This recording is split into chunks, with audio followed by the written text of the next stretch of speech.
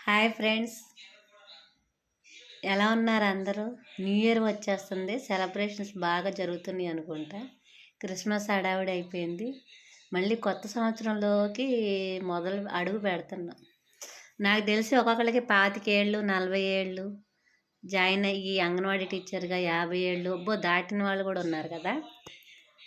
కానీ ఇంకా మనకి ఏం మాట్లాడితే ఏమనుకుంటారో అని ఒక భయం ఉంది కదా. ఇన్ని సంవత్సరాలు టీచర్గా చేస్తా కూడా మనలో చాలామందికి భయం ఏంటంటే, అమ్మో, మన మనసులో ఉన్నది ఏదైనా చెప్తే అవతల వాళ్ళు ఏమనుకుంటారో, మనం కంటవుతామేమో వాళ్ళకి అన్న భయం ఉంది కదా.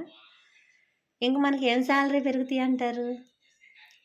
ఒక చిన్న మిస్టేక్ ఉన్నా వాళ్ళు చూసుకుంటారులే, అందరికీ లేనిది నాకెందుకు అని అనుకుంటారు. మరి అందరికీ లేనిది మాకెందుకు అని అనుకుంటే ఎవరు అడుగుతారు మనలో ఏదైనా సరే?